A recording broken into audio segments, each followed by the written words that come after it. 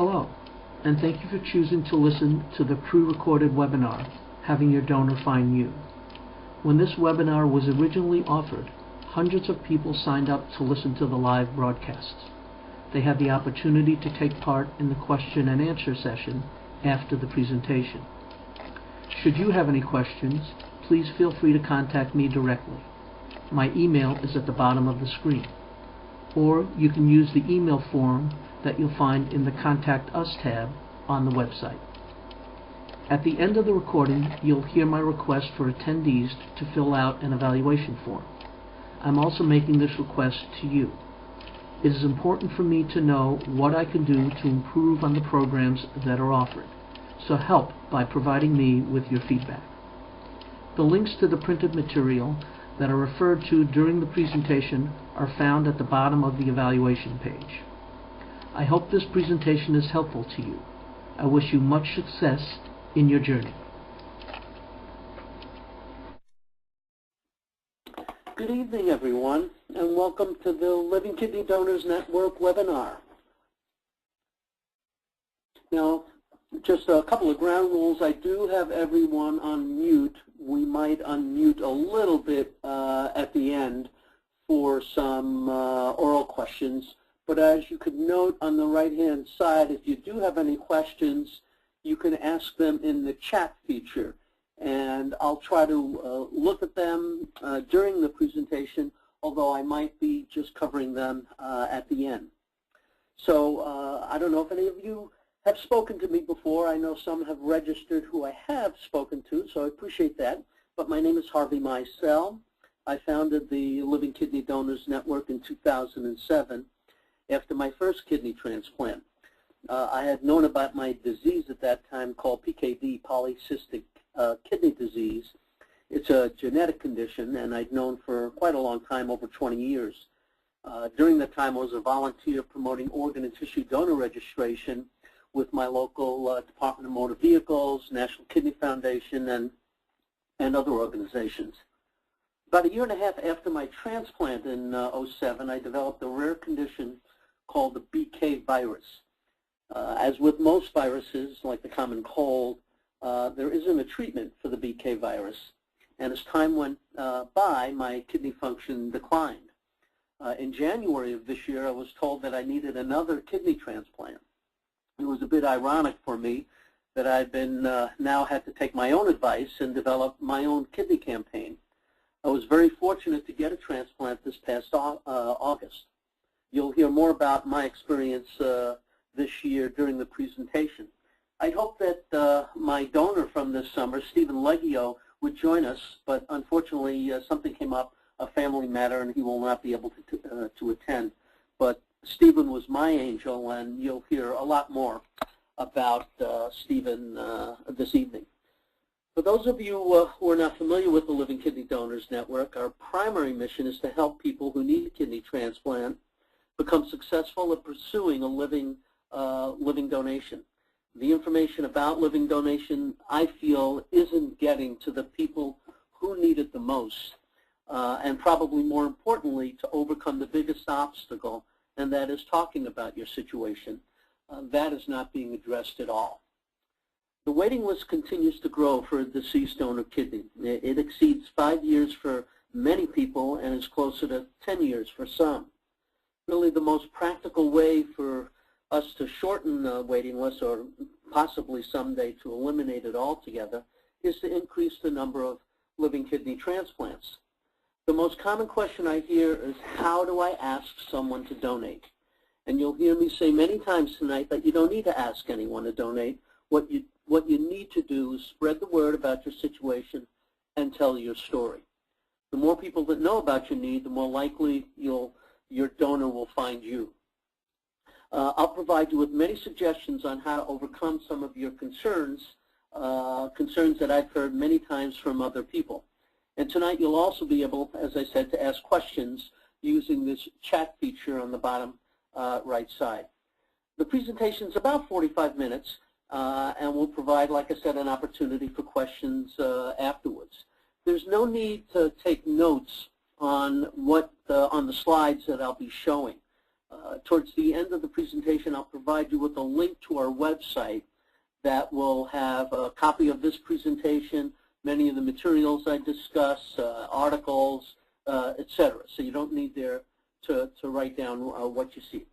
With that background, let's get started. And like I said, please use that chat feature if you do have any questions. So my goal for tonight is to introduce you a little bit to LKDN, which I've done, provide you an overview of living donation, and maybe the most important is to help you develop your own kidney campaign so you can communicate and be effective with the people that you let know about your situation. My disclaimer really is that I'm not providing any medical information or medical advice based upon your situation. Most people in the business world say that knowledge builds power, but I really feel when you need to talk to people about your situation, really knowledge builds confidence. It allows you to really be confident in talking about your situation and that you know you'll be able to answer the questions that people will ask. This chart here represents the waiting list over 20 years, what's happened to the waiting list. And this is for all organs, not just kidneys. And you see the need has grown dramatically from the gray bars.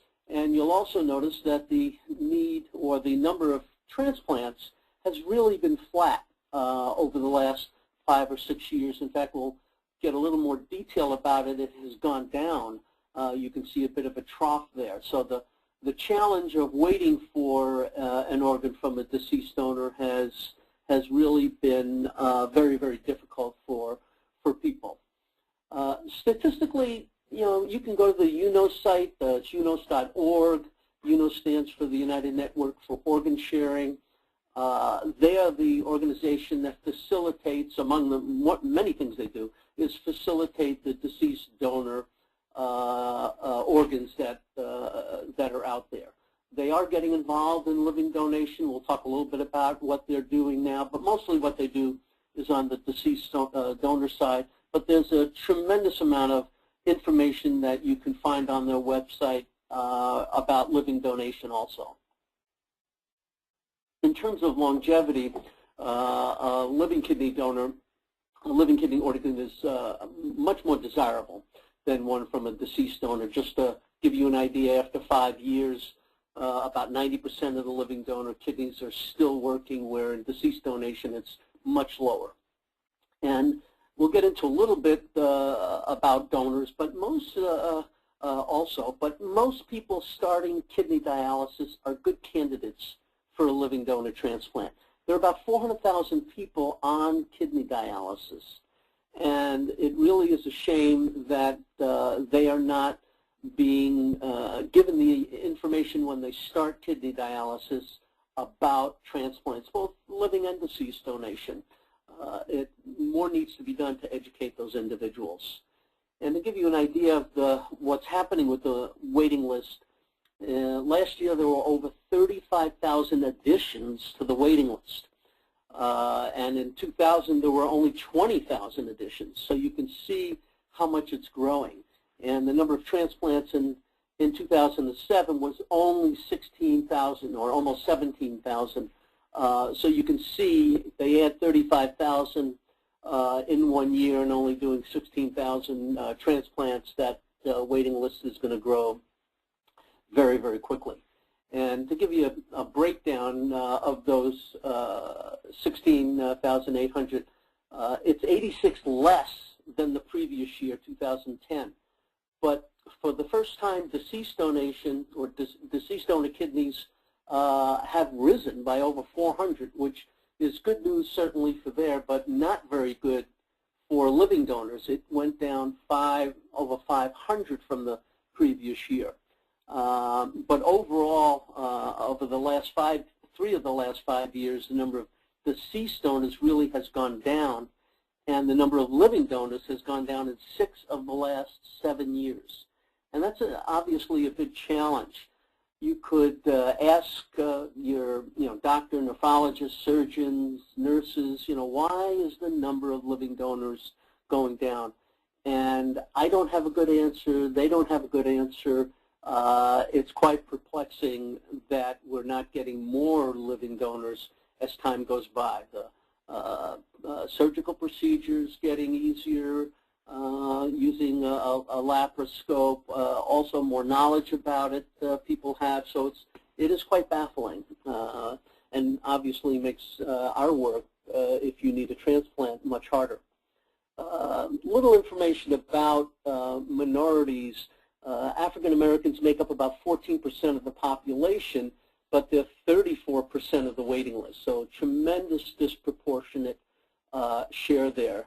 And they only are donating on the deceased side 16%, and even fewer, a lower number of living donors, 11%. Now, part of the challenge, both for African Americans and Hispanics, is that they tend to have higher rates of hypertension, obesity, diabetes, which does two things. One, it puts more of those individuals on the waiting list, and it becomes more difficult for them to find a living donor. Hispanics are 16% of the population, but 18% of the waiting list, certainly not as bad as the African American statistics, but only 7% of Hispanics are donating on a deceased side. So a lot needs to be done there, but they are much higher on the living donor side. So they're a little bit of a plus there, but a lot of work needs to be done for the minority communities. The benefits of a living donor versus a deceased donor, there's really no argument about that at all. As I mentioned, short and long-term survival rates are better. You know your donor, their health history, and the new kidney almost always functions immediately. When it doesn't, it's called they refer to it as a sleepy kidney, and it happens almost about a third of the time, just about 30% of the time with the deceased donor. So it's fairly common there. It could be a day, a couple of days, a couple of weeks before the kidney functions, and that impacts the long-term viability of the organ.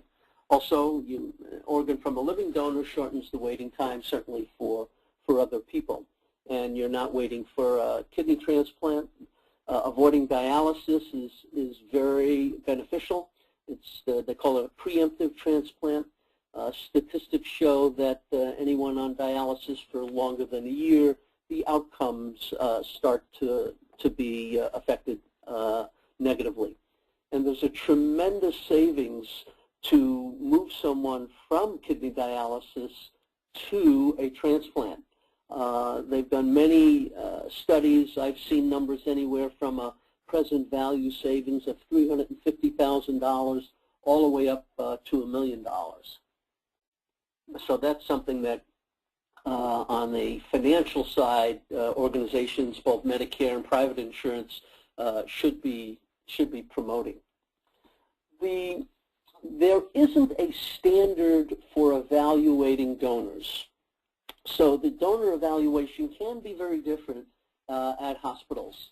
UNOS is trying to put more kind of rules on that, but it could be very, very different. And I've heard many times of someone going to a hospital to be evaluated, a donor, and they refused them, but another hospital accepted them. So if you happen to have someone that's interested in donating and they're not, they're turned away at one hospital, another hospital might say, no, we can do that. And there are some hospitals even that specialize in obese donors and other issues that develop.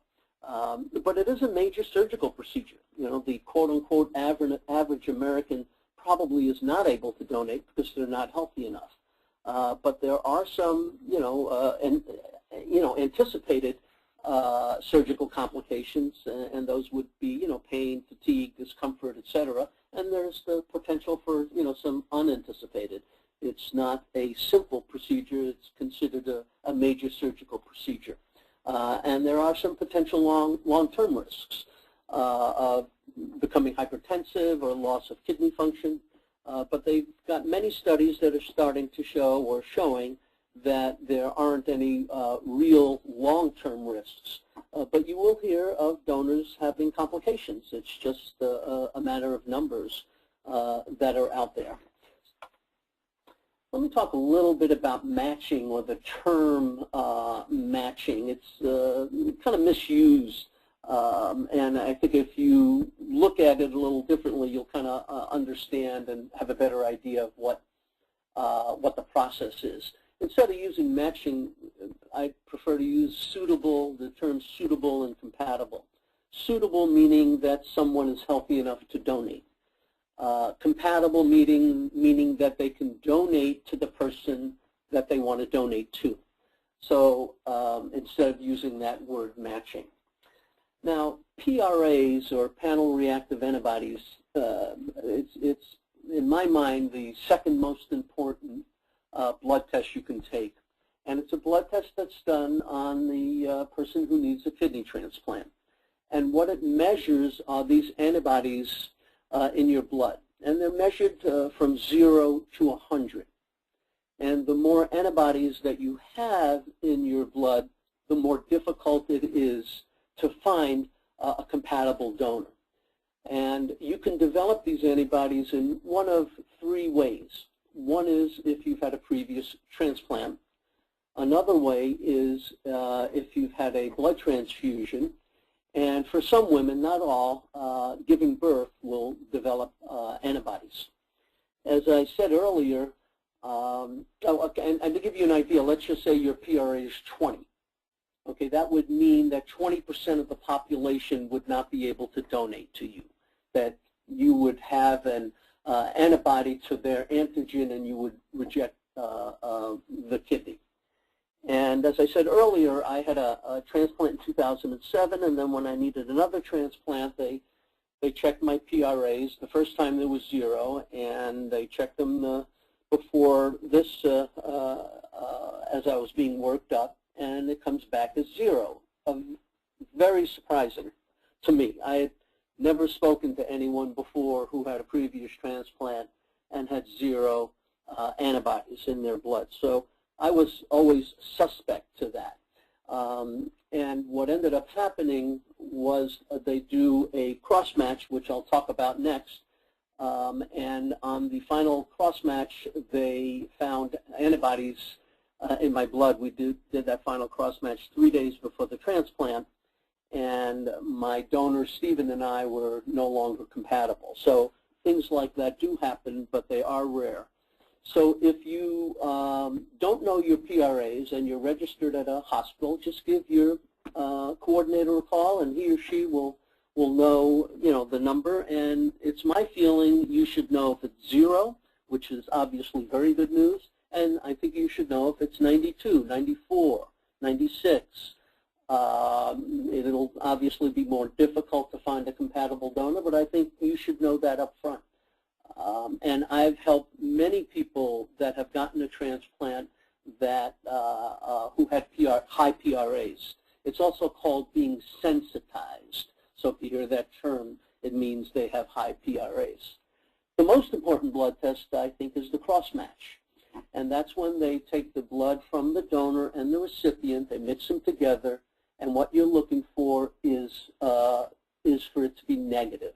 If it's positive, they can't go along with the transplant because the recipient would reject the organ because of certain antibodies that are there. For some people, they do the cross-match very early to make sure that there aren't any issues, especially for someone that's highly sensitized. If you bring somebody else in that's interested in donating, they'll probably do a cross-match early, and then again, it's always done right before the transplant. The term matching really comes from these HLAs. That's those 6 antigens that in the past you needed to match perfectly. And in the past, I mean many, many years ago. But because of the immunosuppressant drugs that are used today, the matching process really isn't as important. You'll see some additional information about matching, which is right here. If you take a look at the bar over here on the left side, you'll see that what they do is they combine all of the donors and recipients that have either a 0 match and a 5. So included in here is a 1, a 2, a 3, a 4, and a 5 match, and a 0 match. Okay? They put them all together because there isn't a significant difference between the outcomes of someone that has a 0 match or a 5 out of 6 match. Okay? Now, when you look at a perfect match, there is a much better outcome. And we're talking about deceased donors with this bar. We bring in living donors with the bar, and you start to see the same relationship between a 0 to 5 match and a 6 out of 6 match. There aren't many quote-unquote perfect matches. You hear the term a lot. You know, you might read in a paper that someone was a perfect match and they're going through the transplant or they had it. What I think they mean is that they're compatible, that they're, you know, not really quote-unquote the perfect match. Not that it's so meaningful in an article or the outcome, but just to give you an idea. And these numbers with above each bar, the top here, it's the point, they call it the half-life. It's a point in time when 50% of the kidneys are still functioning, and obviously, you know, 50% of the kidneys are no longer functioning. So a lot of information here, give you an idea of the difference between the longevity of a living and a deceased donor organ. To emphasize it a little more, this was when I first kind of did a little more work about this. It really did surprise me in this way. And what I'm going to do here is compare a perfectly matched deceased donor kidney, okay, with a 0 matched living donor, and what their survival rates are after 10 years. Now, with the previous slide, they were grouped together, but I pulled some of that out, and so a perfectly matched deceased donor, after 10 years, a little less than half of them are still surviving. And if you take a 0 matched living donor, at the end of 10 years, about 52%. Now, these numbers statistically are not significant. They, you know, the difference between 49.6 and 52.6, you know, is not a significant difference, but it gives you an idea of the difference between a 0 match deceased donor and a perfectly, I'm sorry, a 0 match living donor and a perfectly matched deceased donor. It kind of turned the light on for me a little bit. Blood typing is the other way that typically someone is not compatible, you know, either the antibodies or an incompatible blood type. And basically, an A donor, okay, which happens to be the most common blood type in the U.S., an A donor can donate to all the other blood types. They're the universal donor. Basically, someone can donate to their same letter, and then the O can donate to everyone. The plus and minus are not a factor when it comes to kidney transplants. And same on the recipient side. You know, if you're blood type O, you can only get blood from another O. Same thing with an A or an O. It just reversed. I have the A here in red, and that's because some A's are able to donate to an O. It's a kind of a subcategory that has developed. There aren't a lot of them, but it is starting to happen. Let's go over the different types of living donor transplants. One is related, obviously, a brother, sister, you know, mother, father, cousin. And in 2000, 77% of all living donor transplants were from related donors. But now it may even be down to below 50 this year. And the primary reason for that is the immunosuppressant drugs that they're using. You're finding a lot of spouses donating. I didn't mention, but my first transplant was from my spouse, and like I said, becoming very common. Non-related, you know, friend, you know, someone just not blood related. Another is what is commonly referred to as a non-directed donor. Some people call them altruistic donors. I think every donor is altruistic, whether living or deceased. You know, the donor families are really doing something extremely altruistic in that way. But non-directed donors is someone that literally just walks into a hospital and says, I want to donate, I don't care to whom. And there are a few hundred of them a year, but they are growing, and they have a tremendous impact, as could have a tremendous impact, as you'll see. Something that has become very popular now for incompatible pairs is a kidney pair donation. They also call them swaps or paired donation. Here's a example of a very simple two-way paired exchange. You know, donor one wants to donate to recipient one. They're not compatible, either blood type or some antigen mismatch that's there. Same thing with donor two, and I'm sure you get the idea. It's a very simple paired exchange with two pairs. You can have 3, 4. They've done over 20 pairs. Not at the same time. It's usually done over a couple of days or maybe even different hospitals. Now, I mentioned earlier that Stephen and I were compatible, and then we weren't compatible when they did the final cross match. And we ended up being involved in a 3-way paired exchange. Very, very fortunate. All right, now there's something called a domino paired exchange, and that's when this non-directed donor steps up. And as you'll see here, it's very powerful. It starts out somewhat like this. I'm using 2 pairs, but it could be more. But in this situation, donor 2 is not compatible with either recipient, so you can't do the straight paired exchange. If you have a non-directed donor, then that person becomes instrumental in terms of being able to get these pairs transplanted. If you have an extra donor, you need an extra recipient, and you start to get the idea of how the process works here. One of the real interesting things is that recipient 3, okay, is from the waiting list. So that would be certainly a pleasant surprise for that individual. Now, so this is called a domino paired exchange. The term domino is used because it allows, you know, the non-directed donor is the domino that allows all the others to fall into place. And this is called a closed transplant, okay? And we'll get into, well, here's a picture of an 8-way paired exchange. This woman, Carrie Yesowich, I helped through the process. One of the pleasant surprises is how many people are contacting me that want to be a non-directed donor, and I'm helping them through the process to date. I've helped 22 non-directed donors, and it's resulted in just shy of 50 transplants. I mean, that's in addition to all of the other people that I'm helping who need a transplant. It is truly amazing, the power of these non-directed donors.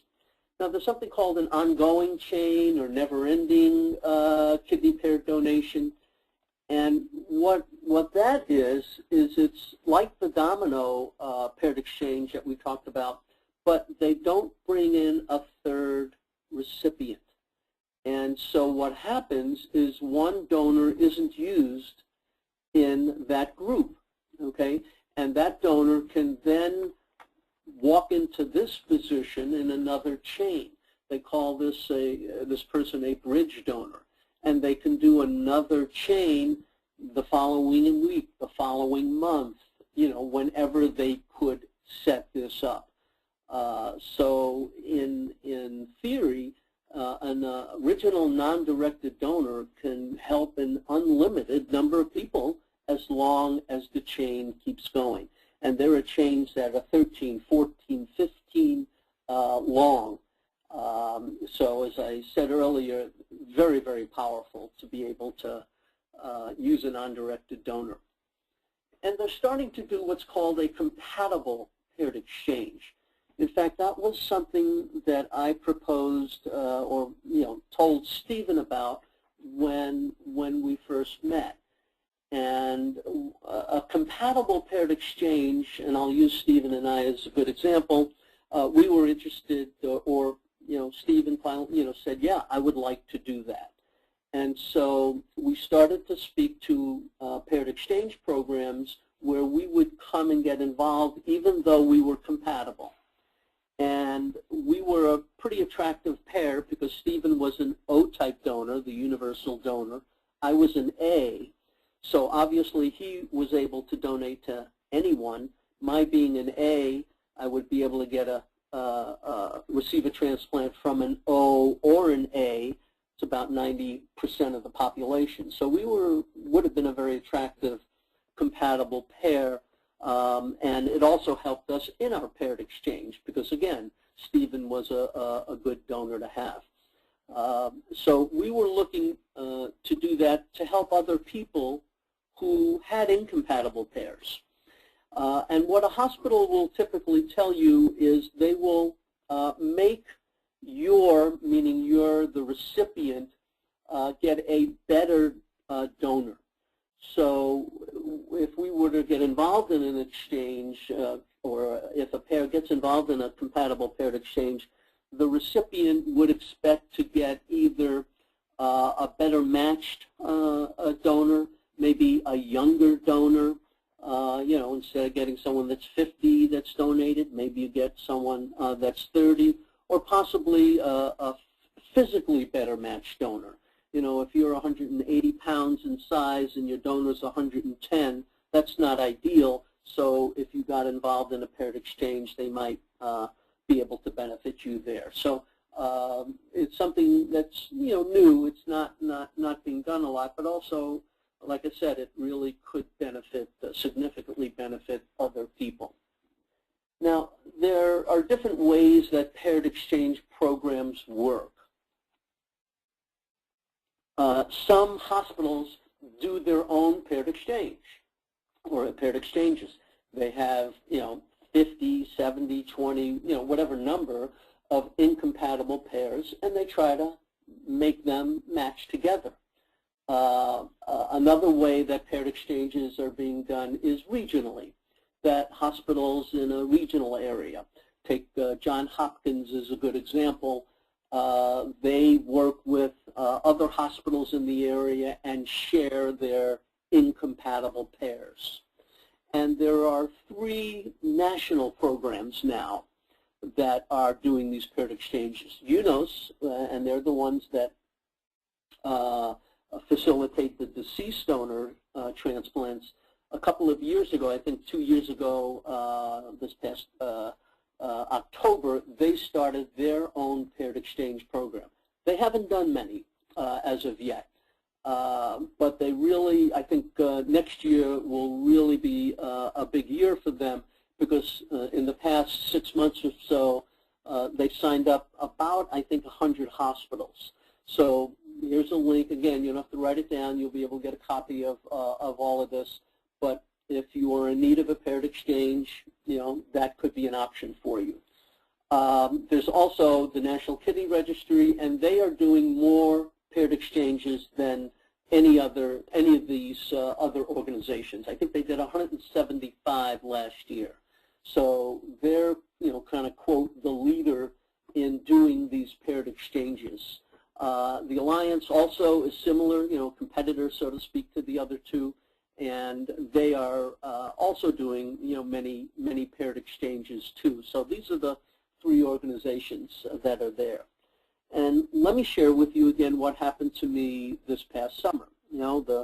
Stephen and I were moving along. It was going to be great. We're going to have the transplant. And when he became not compatible to me, what I did was, my hospital had a paired exchange program, but I started calling many other hospitals to register there in their paired exchange program.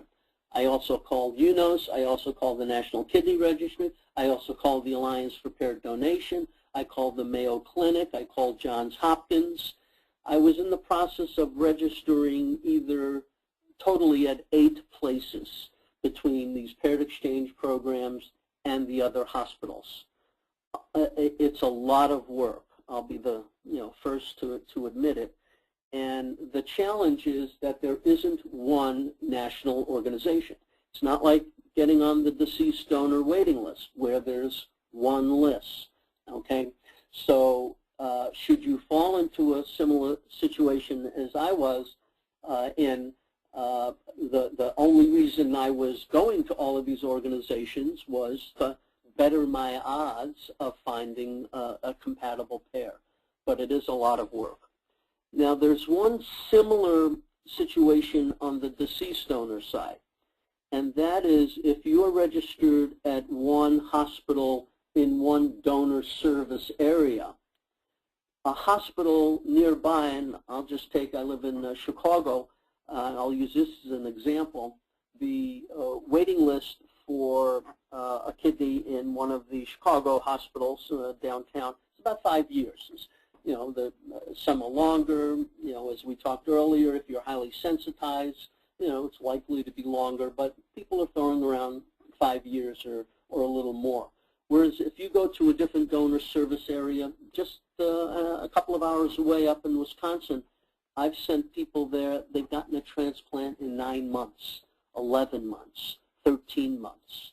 So even though we have a national waiting list, the organs are distributed first locally. And this discrepancy in waiting times sometimes is quite significant in neighboring areas. It's like that in Dallas also. Now, you may have read that they're going through, UNOS is going through some potential changes to the waiting list, and this is one of the things that they're trying to even out. Although the proposed changes, I don't think will have a significant effect on the waiting list as I just described it. I still think there will be these discrepancies. But I'm not getting into it in any detail, but generally speaking, what they're proposing is, among other things, is for the best 20% kidneys go to the healthiest 20% of individuals. What they're trying to avoid is a kidney being available from a 26-year-old and the next person on the list is 67 years old. And so that's the challenge they're just trying to overcome, is lengthening the number of years that the kidneys are functioning. All right, a little more information. I talked a little bit about the deceased donor list. What I mean by medical advocates is the donor and recipient have different medical teams at a hospital and looking out for each individual's best interest.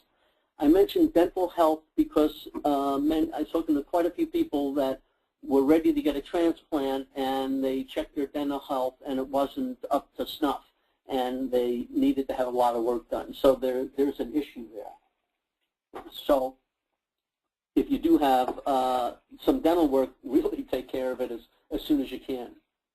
And I encourage you to speak to recipients and donors. Don't hang your decision on one person's experience, but I think it'll be helpful.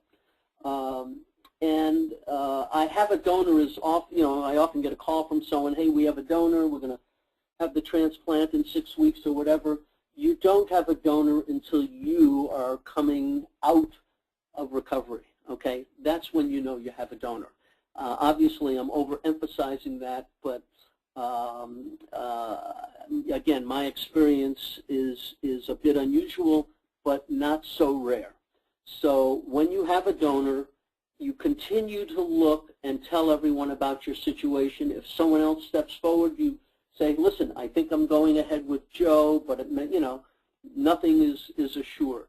So don't stop getting the word out just because you think you have someone. We'll talk about Facebook, websites, and things that you would be comfortable with. And don't be, when you're going through the evaluation process, try not to let the doctors and nurses intimidate you. It's easy. I know it's very hard to tell them that, what does that mean? when they say something. So even here, some of these acronyms we've talked about already this evening, and you may or may not know what they are. So stop the doctor, ask the nurse, come with a list of questions and make sure they're answered. Because, don't just nod and say yes. And I know I've done that also. We're not feeling well, we're sick, we're tired, but really get your questions answered. So let's talk a little bit about the how to communicate your need, or really how are you going to develop your kidney campaign. There's a link on my website's homepage that takes you to a lot of material about a kidney campaign, and you'll get some other links also. Again, I want to emphasize to develop your story and prepare so you can tell your story, so you're comfortable with it. There are many, many ways of getting the word out. Advocates can be very beneficial. In fact, my experience with Stephen, I live in Chicago, he lives outside of Detroit. We were introduced by, a mutual acquaintance, not a very close one, who lives out in Washington, the state of Washington. So you just never know where it's going to come from. So get many advocates to help you. Elevator speeches, we'll talk a little bit about that. And social media, I used to give a list out of sites on Facebook that you can look at because other people have put up. I don't need to give that list out anymore. There are hundreds. There are likely thousands of them out there. You can find them. And again, you don't think of it as asking someone to donate. You want to just tell your story, okay? And learn as much as you can. As I said earlier, it will build confidence. And let people know what your condition is. They may not ask, but I'm sure they want to know. How did you get there? Why do you need a transplant? These are all things you start to need to be comfortable with. And sending out emails or letters. What I suggest to people is send an email out every couple of weeks to people. Tell them how you're feeling. Send them a link to an article. Go to my Facebook page or sign up for my Facebook page. I put articles on there probably daily that are of interest to the people that are following us. And really telling your story is much like a job interview. You wouldn't start out a job interview by saying, I want this job, okay? It's understood. So you want to tell your story in a way that you are comfortable because people know when you're kind of saying things that really aren't in your heart. And we do this all the time. All of our life experiences, we're telling our stories to other people. And you can do it here.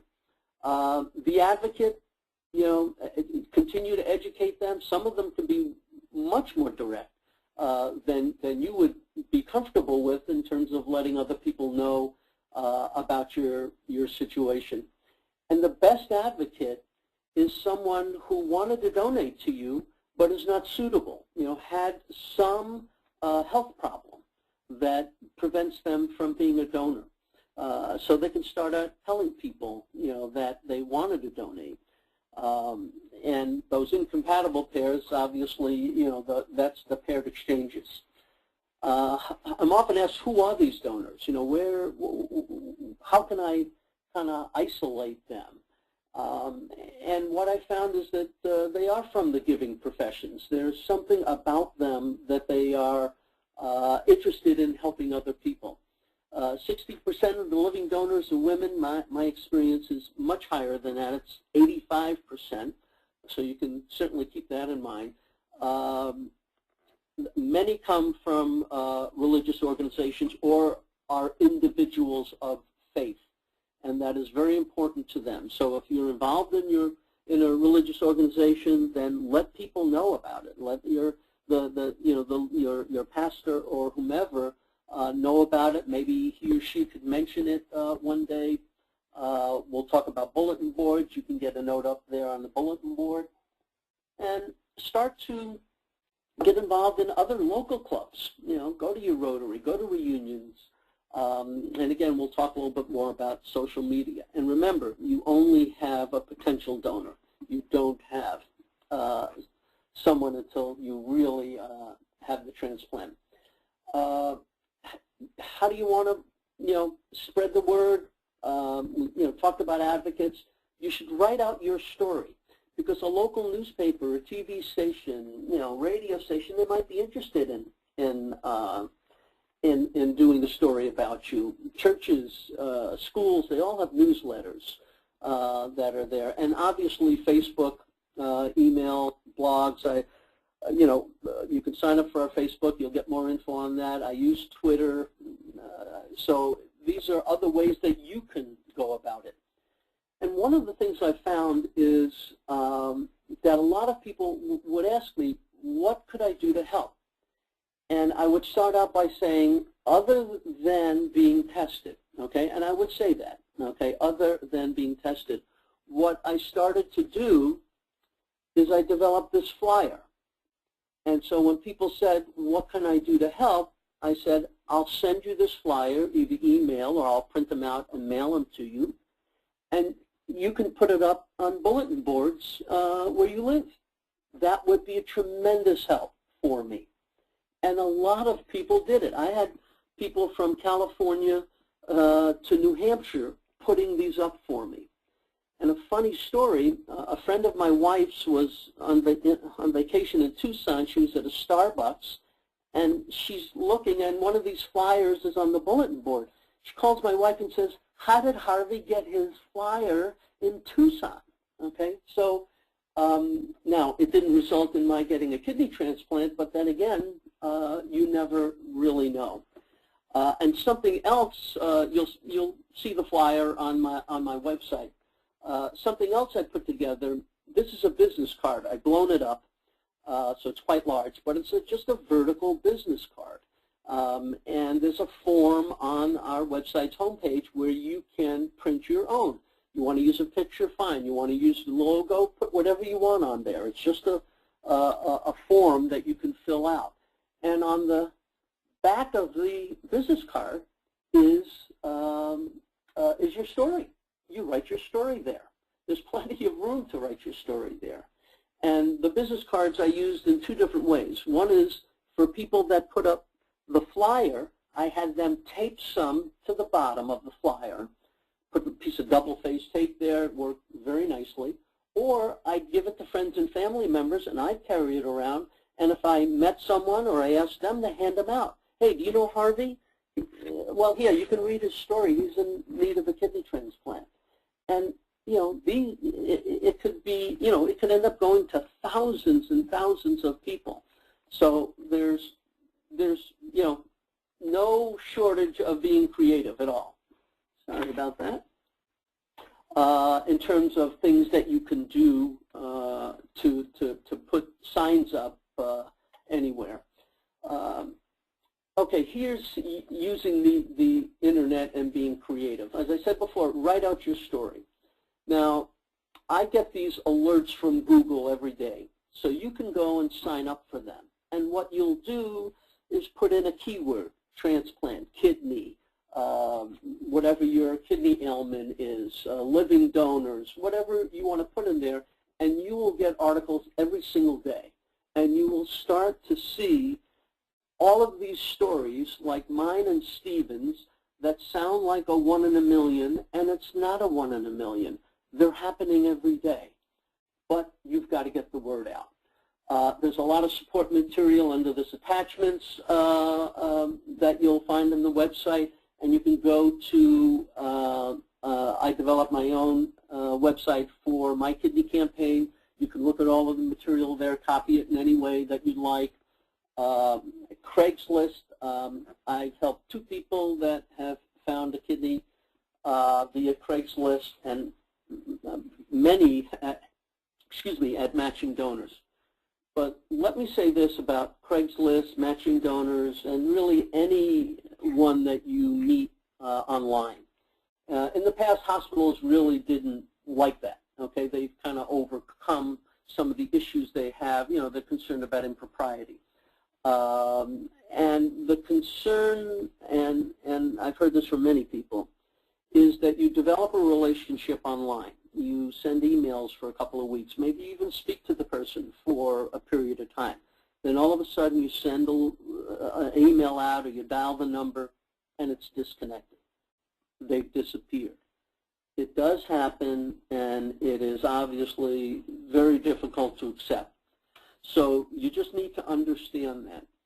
And one way to avoid this type of disappointment is immediately have the person call the donor coordinator.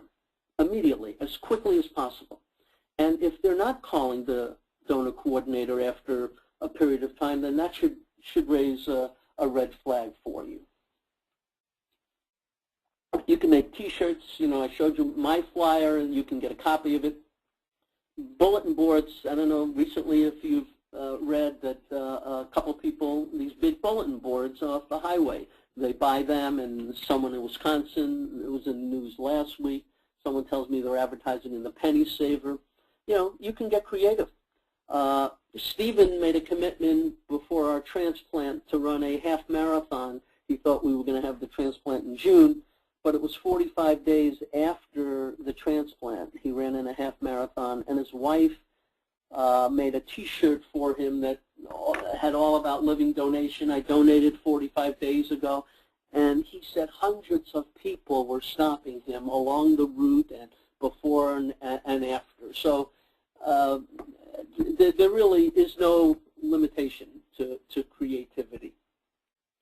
The talking points, you know, here are some that you can use, but you need to develop your own talking points that will allow you to just very quickly, you know, put together your story. And I'll give you a little example.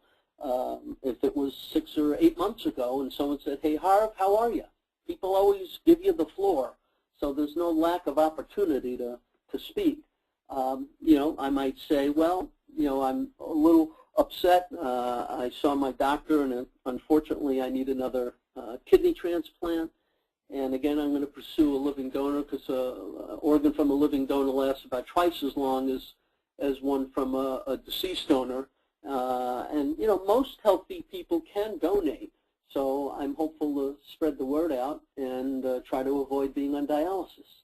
Now, you put together your own story, but it needs to be quick, simple, and really from the heart. Because you'll find yourself in situations at someone's house and you haven't seen Sue or Jim for 6 months, and they probably don't know about your situation. So you need to be prepared, because quite often the opportunity to say something passes, you don't have it again. You kind of lost the floor, and it kind of disappears. So, you know, what would you say in that situation? And practice. You can't practice enough. I remember the first time I did a webinar. You know, after the webinar was over, I probably weighed about 5 pounds less because I was so nervous. And but it's gotten easier. You know, it gets very easy. And the more you prepare, the more you talk to people, the luckier you'll get. I promise you on that. An elevator speech is, you know, pretty much what I said a few minutes ago. It's a situation, could be in an elevator or anywhere else, where you realize I only have a minute here. You know, what am I going to tell Joe? You're walking down the street or you see somebody. You need to be prepared so you don't miss the opportunity. Now, we've talked about a lot of things this evening, and hopefully you'll just take one, okay? Just one, and start, you know, tomorrow or the next day, and build on that. Don't kind of think that you can do everything at once. If you haven't written anything down thus far, here's the one thing to write down, and that is this link on the LKDN website. So it's www.lkdn.org/webinar. What you'll find there I learn a lot through the forums of things I should cover, shouldn't cover, spend too much time here, what about this? And then at the bottom of that page, you'll see links, a copy of this presentation, many articles, attachments, and you can start going through the home page of the website where you can order that business card, or you can, get those cards from anyone printed up, and sign up for our Facebook page. My blogs, you can go through them. They're all of the topics we discussed, but in much more detail. So you can go there and learn more about certain topics. Also, I do use Twitter, but promise you no restaurant reviews or movie reviews. And the get-togethers would be something like this, okay, where you would invite people to come to your house and to learn about living donation, to be your advocate.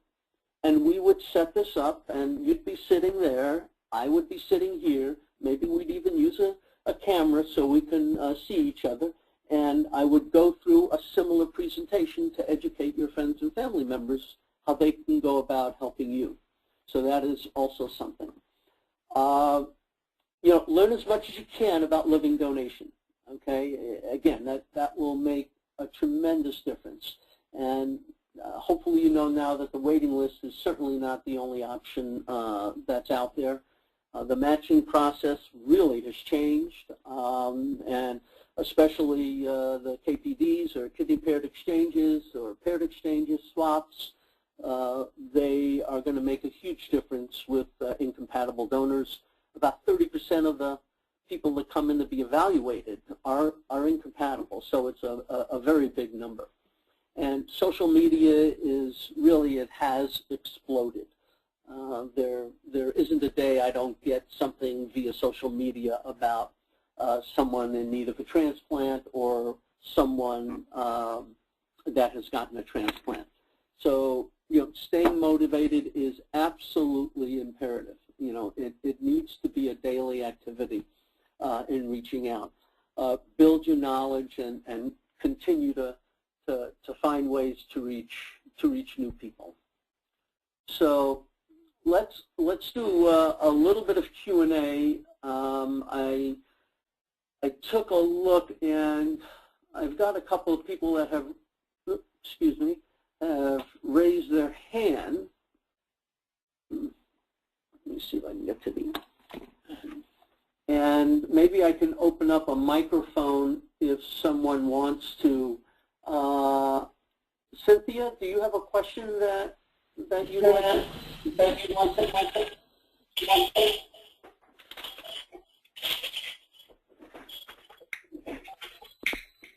Go ahead, I'm sorry.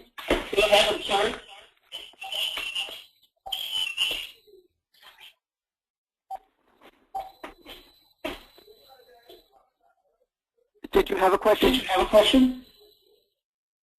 No, okay. No.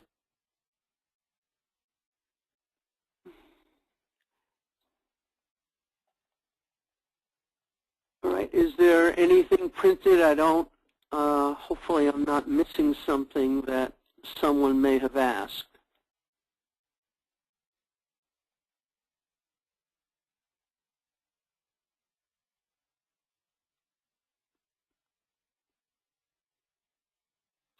All right, I guess there isn't, so I will end the webinar. I thank everyone for attending.